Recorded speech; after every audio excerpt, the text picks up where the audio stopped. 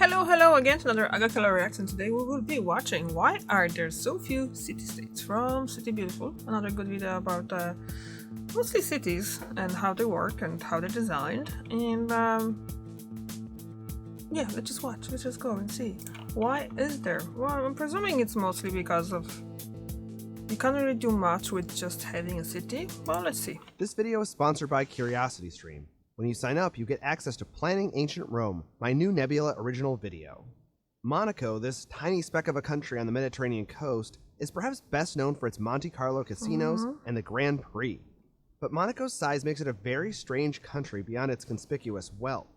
It's the second smallest country on the planet, at only 2.2 square kilometers. That's tiny, smaller than Central Park in Manhattan. But 38,000 people live there, making it the densest country. The population doubles during the day when workers from France enter the nation. Monaco has the highest GDP per capita too, at about $166,000 per person.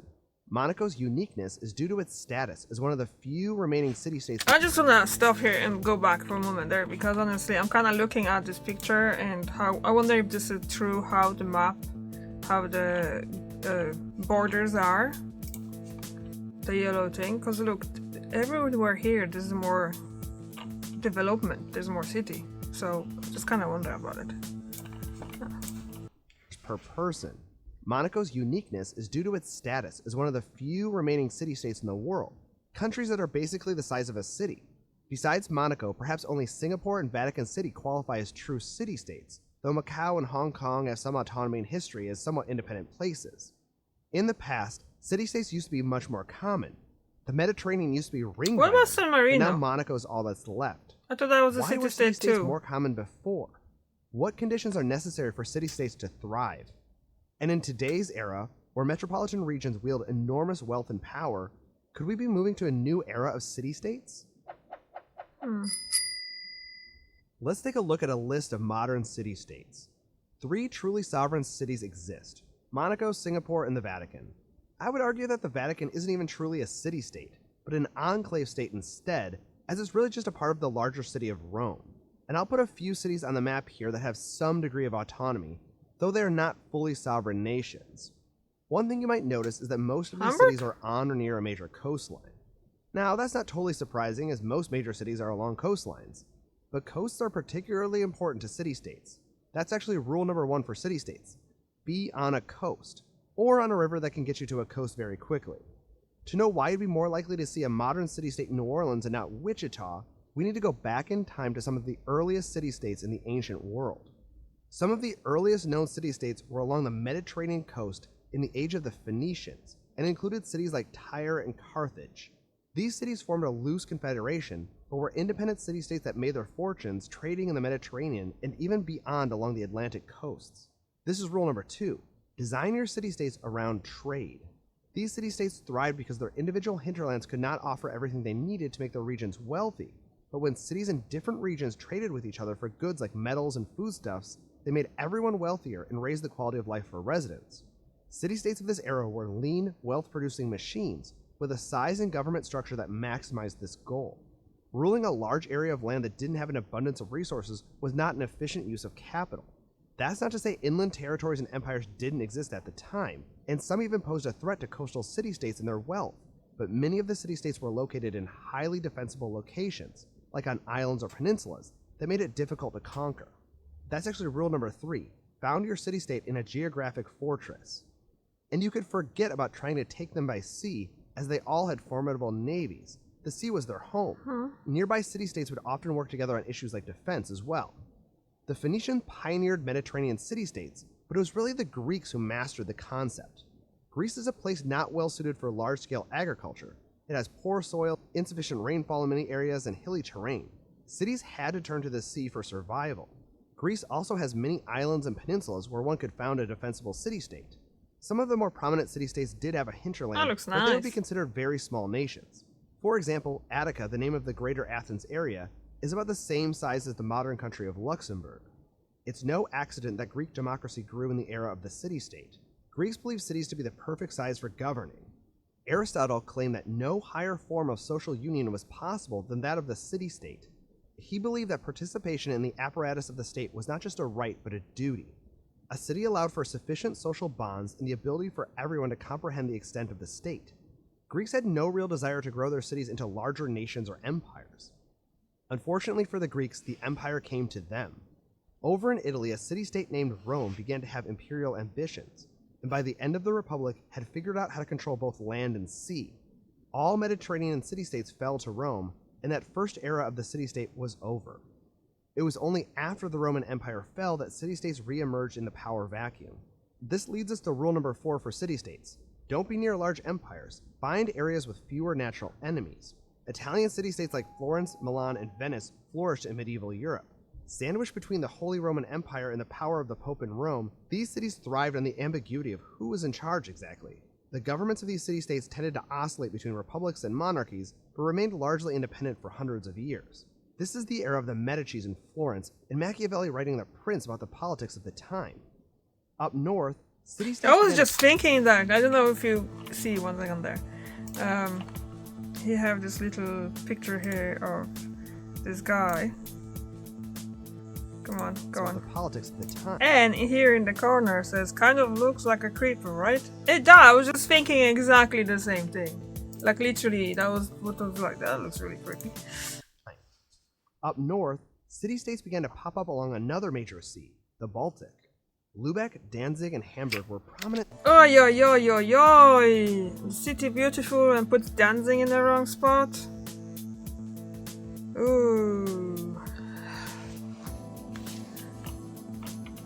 Unless there was another Danzig, but this looks more like Szczecin, location of Szczecin. Danzig is here because Danzig is a German name for Gdańsk. Am I right? Am I wrong? Let's see. One moment there. Let's just Google it because now I'm kind of curious about it. And I would know. I'm Polish and I've been in Free City of Danzig. Yeah, it's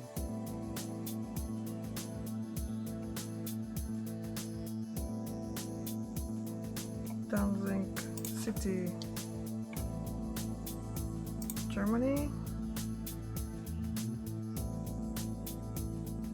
Yeah, it's Gdańsk.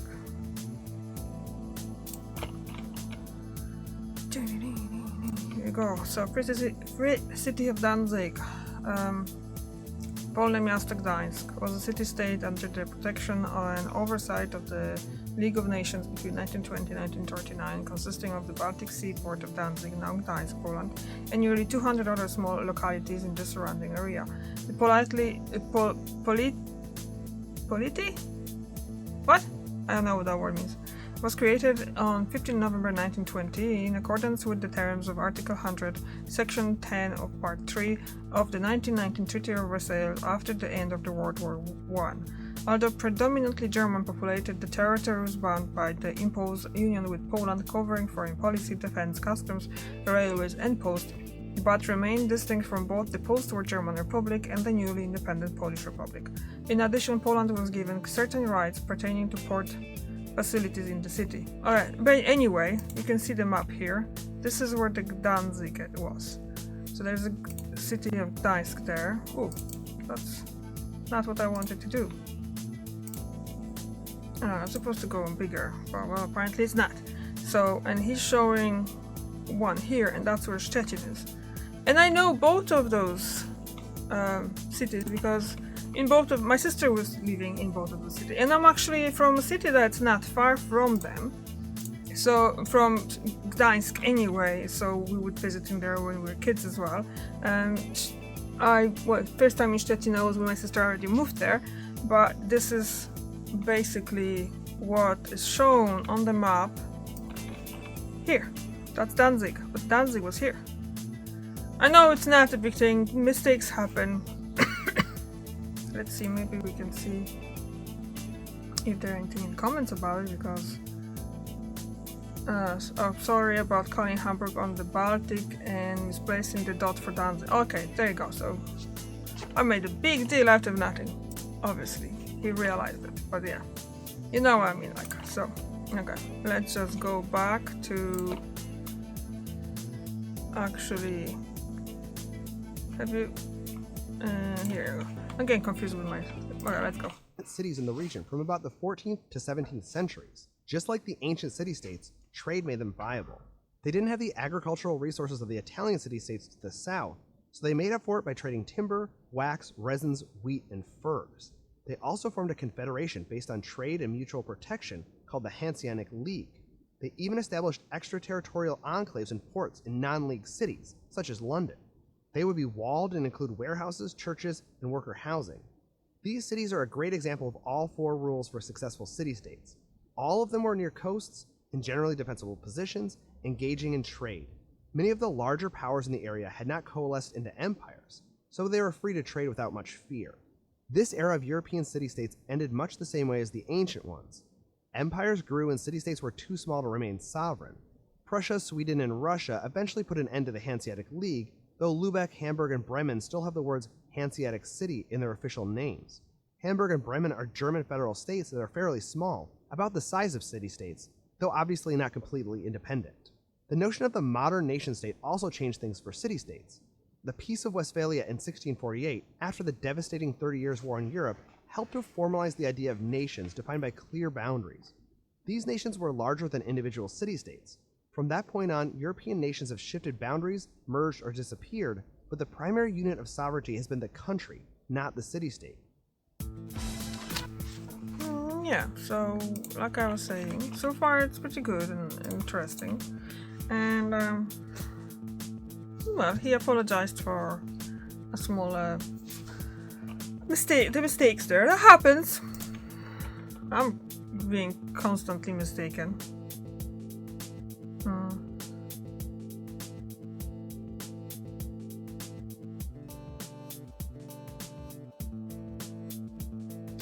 Okay. I'm watching ad and... Oh, it's almost ready. Cool.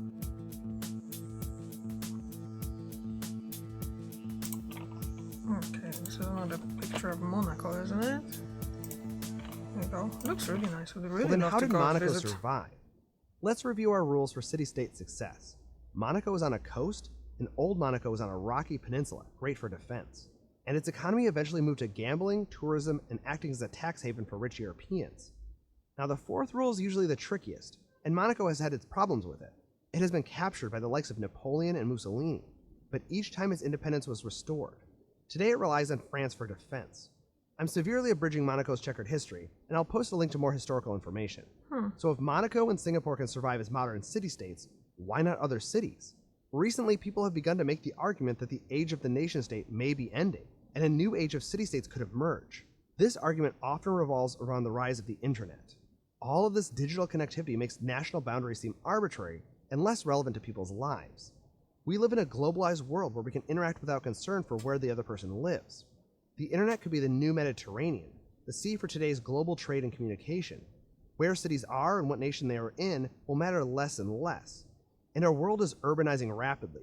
Right now, 55% of people live in cities, and that is projected to reach 68% by 2050.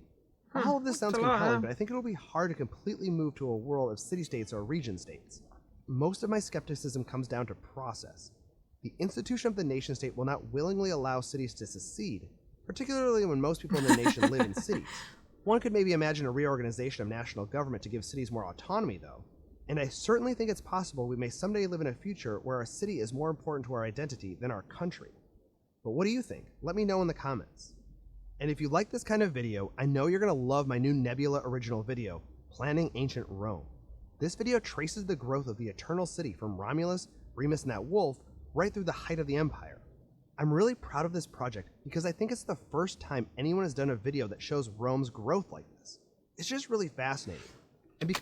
I'm just gonna say something totally off topic in regards of the way how the man from City Beautiful speaks, and it reminds me a lot of Luke from Modern Family. I'm currently watching when I'm doing some stuff around the house, so I have it on, and so most of the time I'm just listening to what's going on in the show, and Luke sounds very similar to this man. Obviously they're different ages and different people, but you know. Because it's a Nebula original, the production values are through the roof. It's 20 minutes of beautiful maps. For the insanely low annual subscription price of $19.99 or $2.99 per month, you get access to Planning Ancient Rome, as well as Nebula, a streaming video service co-owned by creators like Wendover Productions, Real Engineering, CGP Grey, Lindsay Ellis, and many others.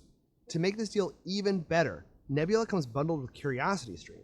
CuriosityStream offers a vast library of high-quality documentary films by the likes of Stephen Hawking, David Attenborough, Jane Goodall, and more. So to recap, for $3, you can check out this new video, support City Beautiful and dozens of other thoughtful creators, and access a huge library of professional documentary content. To get access, click on the link in the description. Thank you so much. That was a very good video. Oh, we cannot explain it. Although, did it explain it? Well, kind of explain it. Obviously, he didn't really go into all that historical and political mishmash. How did that come to? Because I was kind of thinking there's gonna be more of explanation in that about what political reasons were they to actually keep Monaco as a separate country in the way how it is. Well, obviously there must have been some kind of reason. But geographically speaking, that was very well explained. How come the city-states actually existed and still exist in some places. So, yeah, that's good. Okay, thank you very much for watching, and I see you tomorrow. Bye!